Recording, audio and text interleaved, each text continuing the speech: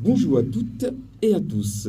Bienvenue dans cette émission baptisée Ma Devise. Ma Devise est une émission qui reçoit les prêtres, les religieux, les religieuses et tous ceux qui ont donné leur vie au Seigneur de façon singulière, particulière, en lui consacrant leur vie. Donc, tous ceux qui sont dans la vie consacrée et qui sont joyeux de raconter ou acceptent de nous partager un pan de leur histoire, l'histoire de leur vocation. L'invité que nous avons aujourd'hui, avant de l'annoncer, je rappelle à toutes les utiles, à tous ceux qui nous écoutent, si vous avez des religieux, des religieuses, des prêtres qui sont à la retraite par exemple, ou qui sont pas bien portants, qui ont des témoignages qui peuvent nous aider, faites-nous signe, tapez à la porte, nous viendrons vers vous pour vous enregistrer, pour les enregistrer, pour garder leurs témoignages et puis utiliser leurs témoignages pour aider des familles ou des jeunes gens à opter pour la vie consacrée, à opter pour la vie cléricale ou la vie sacerdotale. Celui que nous recevons aujourd'hui, c'est le frère Henri Koulibaly, il est prêtre de Jésus-Christ. Il est le responsable de la maison Notre-Dame des Victoires d'Assouba. Il est membre de l'Institut religieux masculin de la communauté catholique Mère du Divin Amour. Bonjour mon père. Bonjour. Soyez le bienvenu dans cette émission. Merci. Et cette émission s'appelle Ma Devise. Est-ce que le thème de l'émission, le titre de l'émission vous renseigne des commentaires à partager avec nous? Alors, je crois que j'ai une devise. Elle est assez simple, c'est vrai que je n'en parle pas souvent. Elle est de Sainte Thérèse, être une rose pour le Seigneur et pour tout homme. Voilà, j'en dédie ma devise. Et donc, être au service de tous les hommes. Voilà. Et je crois que dans ma vie, j'essaie de faire cela, si bien que je dis tout simplement que je suis le boy. J'aime bien ce titre de boy. Comme on le sait, le boy, c'est l'homme à tout faire. Voilà, donc au sein de la communauté, tout le monde me connaît pour cela. Je vais être tout simplement au service de tous mes frères. Voilà. En ce que vous dites, vous savez, depuis qu'on écoute les gens dans les interviews, là, il y a des outils qui s'installent systématiquement. Vous dites être une rose. Oui. Et vouloir être le boy. Vous vous présentez comme le boy. Oui. C'est diamétralement opposé. Parce que la rose, elle reçoit tous les honneurs. Oui. Elle fait la maligne, elle est la plus fragile. On doit s'occuper d'elle. Ouais. Le boy, lui, s'occupe de nous. Oui. C'est l'ouvrier infatigable. Parce qu'il y a deux éléments qui vont pas ensemble. Alors, c'est quand je dis être une rose, c'est justement comme le dit, bien on le regarde, quand quelqu'un est stressé, quelqu'un est fatigué, quand il voit une rose, qu'est-ce qu'il fait? Il se détend. Ouais, c'est cela. Il se détend. Il est en paix. Il est en joie. Quand il a envie aussi de donner la joie à quelqu'un, il peut prendre une rose, aller offrir à quelqu'un. Ça fera la joie pour cette personne-là. Voilà, donc il s'agit pour moi d'être une bénédiction pour mes frères, pour mes sœurs. C'est cela. Donc vous voyez, comme je dis, quand la personne voit la rose, voilà, il est content de voir la rose. Il peut ainsi s'éclater, laisser vraiment sortir sa joie. Et en ce moment-là, s'il était triste, la tristesse s'en va.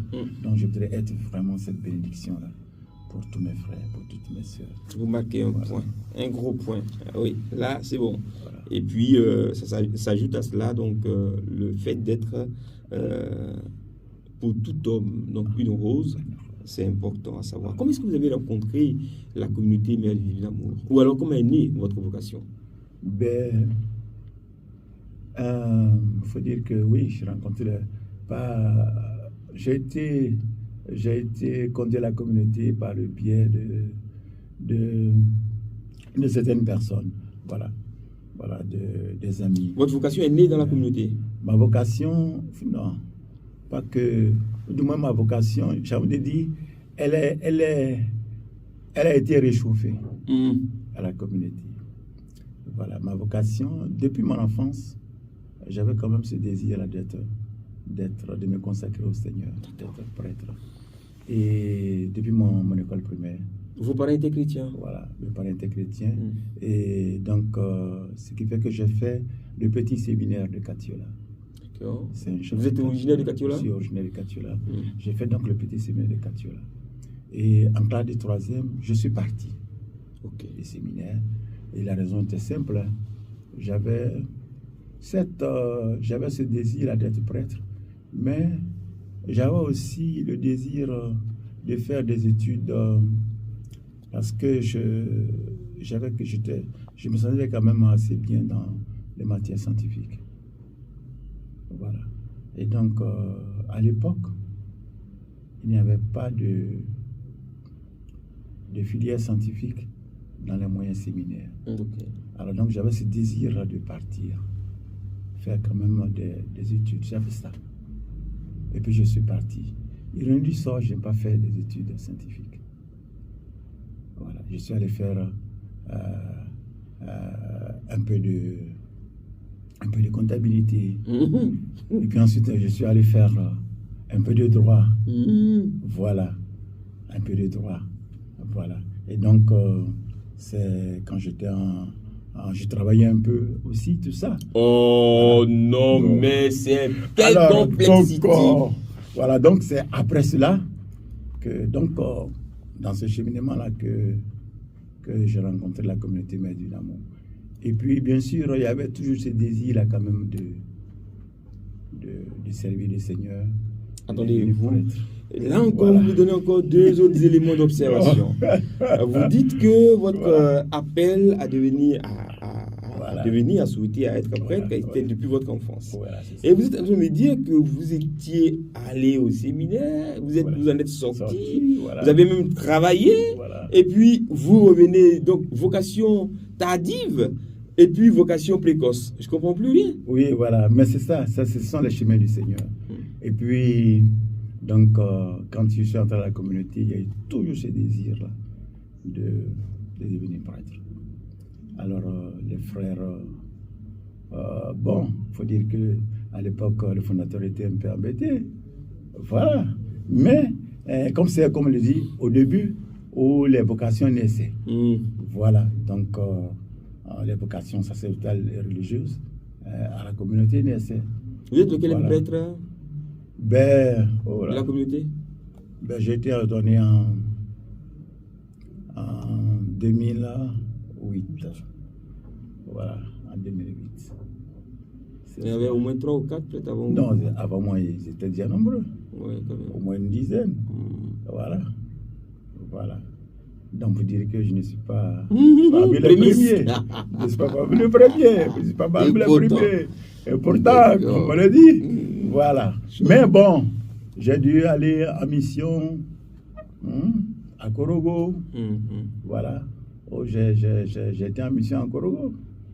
Voilà, j'ai fait. Vous avez disparu d'Abidjan. Voilà, disparu d'Abidjan. Mais non, mais c'était en ce moment-là où la communauté, les évêques capillaires, la communauté, il fallait envoyer des gens en mission.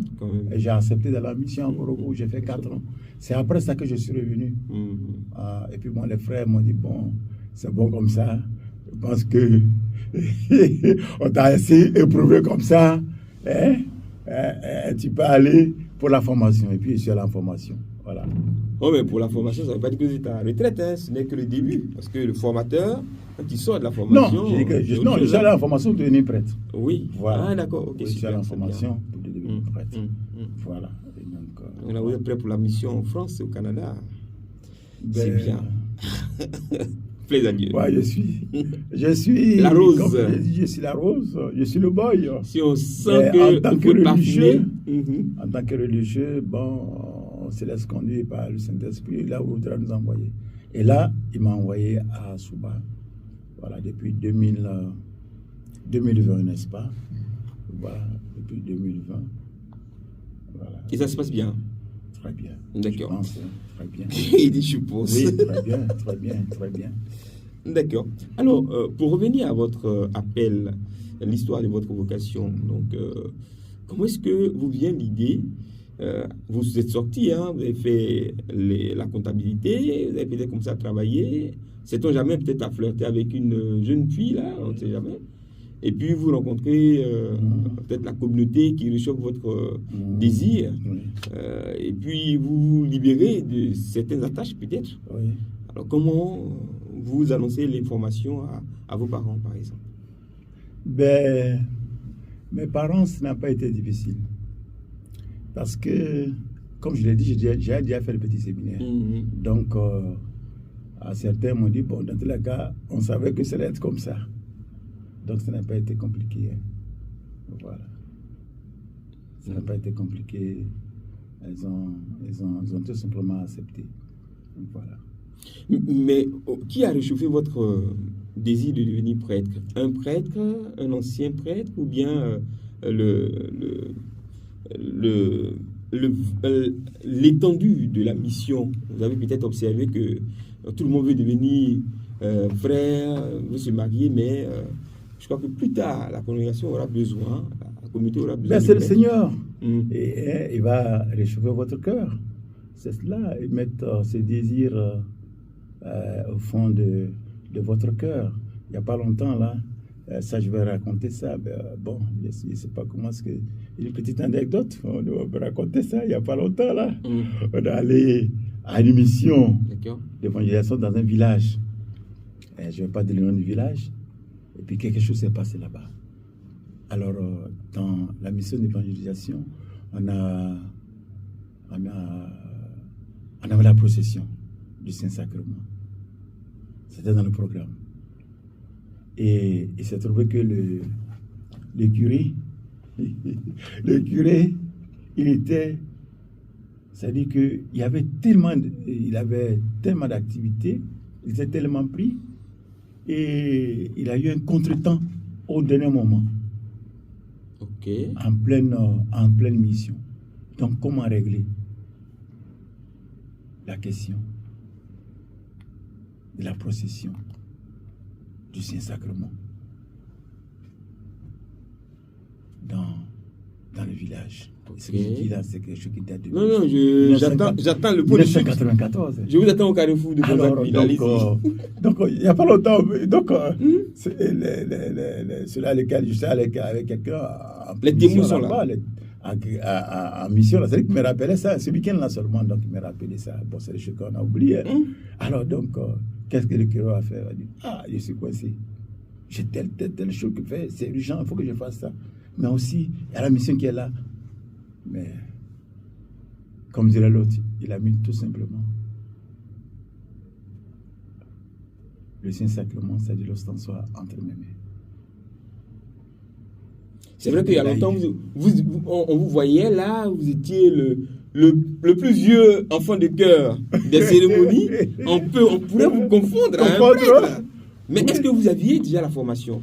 Non, mais justement, c'est ce que je vous ai dit, je n'étais pas encore allé en formation. Alors donc, il met le Saint-Sacrement entre mes mains. Fait la procession. Tout le monde se regarde. Les frères me regardent. On fait comment? Voici, je prends le Saint-Sacrement, on fait le tour du village. On vient, on dépose. Voilà. On prie comme on peut. Et puis c'est fini. La mission est terminée. Mais des frères qui déjà, dès lors, se posaient les questions, bon, ça vous casse là, c'est comment ils ont dit, bon, c'est qu'on a fini. Il y en a qui se sont dit, mais c'est que le discernement est terminé. Ce prêtre-là qui ne le connaît pas, certes, il connaît la communauté, mais il ne connaît pas notre frère qui décide de poser cet acte, comme le dirait aujourd'hui, prophétique. À remettre le Saint-Sacrement dans les mains d'un laïc. et lui dit fais la procession. Bon, mes frères là, il y en a qui ont été convaincus que bon, mais ce que je suis en train de dire là, il va falloir attendre quand même 7 ans après, avant que je n'ai l'information. Vous comprenez? Pour dire que le Seigneur a vraiment... Hein? Pour dire que même après cet acte, hein, le Seigneur n'a peut-être pas encore fini de me préparer effectivement pour que j'aille à ça. Après cet acte-là, il a fallu 7 ans avant que j'aille en formation. Voilà. Je prends ce plan-là seulement, je vois que bon, ça finit moi-même par me convaincre que c'est vrai. J'avais raison de dire que je veux revenir à mon premier amour. Voilà. Alors, vous êtes donc dans prêtre communautaire, vous avez eu un parcours en étant d'abord frère, donc simple laïque, et puis après vous avez commencé à squatter les maisons ou les presbytères de vos frères prêtres, vos aînés, et puis à les accompagner dans les célébrations eucharistiques comme enfants du cœur, vieux enfants du cœur d'ailleurs. Et puis aujourd'hui, vous êtes prêtre de Jésus-Christ. Comment est-ce que vous vivez ce sacerdoce? Mais avec beaucoup de joie. Je crois que c'est cela. Je suis heureux d'être prêtre. Heureux, mais surtout heureux d'être au service du Seigneur. C'est pas tant d'être prêtre, mais heureux d'être dans cette vie fraternelle. Je crois que c'est ça qui est important pour moi. C'est pas tellement d'être prêtre, mais être au service de mes frères et surtout au milieu de mes frères. Et je crois que c'est ça qui fait ma joie au milieu de mes frères. Voilà. Et j'ai envie de dire vraiment, je vais être tout donné quoi, à mes frères, au Seigneur, c'est cela. Et donc c'est la joie. Comment est-ce qu'on se sent, qu'est-ce qu'on ressent quand on est membre d'une communauté où des frères laïcs mariés ou même non mariés, des jeunes, drainent du monde, enseignent, ont la parole, le verbe pour enseigner, pour éduquer, orienter, consoler, et puis on devient prêtre. On est prêtre dans cette communauté dite charismatique. Comment est-ce qu'on se voit le prêtre qui est là, est-ce que il n'y a pas un petit truc qu'il ressent? Parce qu'en fait, le frère va venir, il va prier, il va faire la glossolalie, il va voir des miracles, des signes spectaculaires qui vont se produire, et puis le prêtre, lui, vient, il fait de façon sobre, comme on lui a enseigné au séminaire, sa célébration eucharistique sans excitation, sans une autre forme, aucune autre forme d'excitation. Alors, d'abord, il faudrait savoir, chaque frère a certes le charisme général de la communauté, mais en même temps, chaque frère a son charisme particulier. Voilà. Donc, il ne faudrait pas dire que je vais avoir... Pas de comparaison. Il ne faut pas comparer. Voilà. Tout à l'heure, je vous disais, les frères prêtres sont les accompagnateurs des laïcs. Et ça, c'est très important. Hein? Les accompagnateurs des laïcs.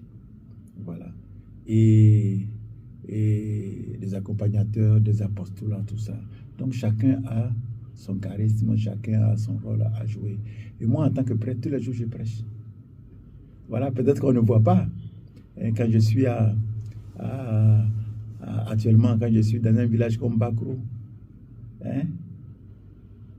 Vous comprenez? À Bakro, qui c'est? Voilà. Moi, j'ai été en mission au Burkina Faso. J'ai fait 11 ans au Burkina. J'aurais parcouru plusieurs villages, plusieurs localités. Il n'y a pas de réseaux sociaux. Il n'y a pas de caméra là-bas. Pas de radio. Pas de radio, quelquefois. Voilà. Mais c'est ça. Chacun est dans sa mission, j'ai envie de dire spécifique. Alors donc, on n'a pas à regarder, oui, non. Il ne s'agit pas de faire. Et Dieu agit. J'aime dire, vous allez avoir, il y a tellement de charisme aujourd'hui au sein de la communauté. Voilà, tellement de charisme au sein de la communauté. Voilà. Donc, que chacun vive pleinement ce que le Seigneur lui a donné comme grâce, son ministère. Et quand on est prêtre, il y a un charisme qui est rattaché de gens à cela. Quand on est évêque, il y a un charisme qui est attaché à cela, de par la fonction même. Voilà. Et en même temps, nous devons savoir que, comme le dit le Concile, le Saint-Esprit ne se borne pas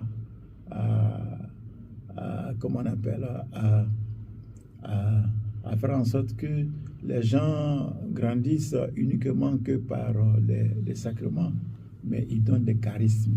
Et ces charismes-là, il peut les donner aussi à des laïcs. Voilà. Et ça, il faudrait que tout le monde le comprenne, à des laïcs. Voilà. Et ça, c'est la vie normale de l'Église. Voilà, c'est la vie normale de l'Église.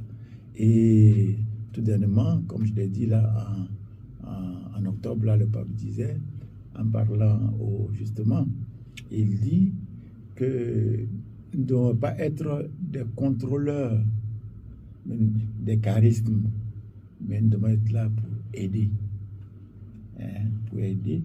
Donc, et nous, en tant que prêtre au sein d'une communauté comme la nôtre, nous sommes là pour pouvoir aider les autres. Voilà, c'est-à-dire que les legs notamment, qui ne sont pas prêtres, mais à pouvoir vivre pleinement les grâces que le Seigneur a mis sur eux dans leur vie. Voilà, pouvoir exercer cela et le faire dans l'orthodoxie, selon la doctrine de l'Église. Il y a une pratique. Voilà, et ça, c'est ça notre rôle. Voilà, donc, éducateur, enseignant, voilà, accompagnateur. Voilà, donc, vous rectifiez par là, moment quand les choses sont bon. Oui, voilà, c'est ça notre rôle. Parce que le bagage que vous avez reçu, 9 ans de formation, vous êtes prêtre comme tous les prêtres. Mais vous êtes aussi à côté d'une réalité qui est là factuelle que vous voyez. Comment se fait-il qu'une telle prie, prophétise ou lui donne des paroles de connaissance et que vous accompagnez, les faits sont là, après telle prière, on constate tel effet, par exemple pour l'histoire de Asuba, par exemple, des frères qui sont en train de prier et puis après, une parole de connaissance est donnée et elle se réalise. Ce sont des témoignages qu'on garde et qui nourrissent la foi. Voilà. C'est bien. Le frère Henri Koulibaly, il est membre de la communauté catholique Mère du Vinamou, il est prêtre de Jésus-Christ, il est d'ailleurs le responsable de la maison de Notre-Dame des Victoires d'Asuba. Il est donc prêtre de l'Institut religieux masculin de la communauté Mère du Vinamou, c'est lui que nous recevions dans le cadre de notre émission aujourd'hui, Ma Devise. Donc ça fait combien d'années que vous êtes prêtre? 2008 jusqu'à maintenant, ça fait 16 ans. C'est ça? Voilà, on compte plus. Vous comptez plus? Oui.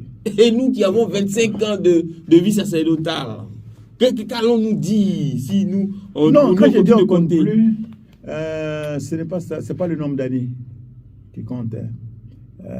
C'est le vécu. C'est le vécu qui est important. Et c'est ça que nous essayons de vivre. Et quand on compte les années, c'est pour rendre grâce.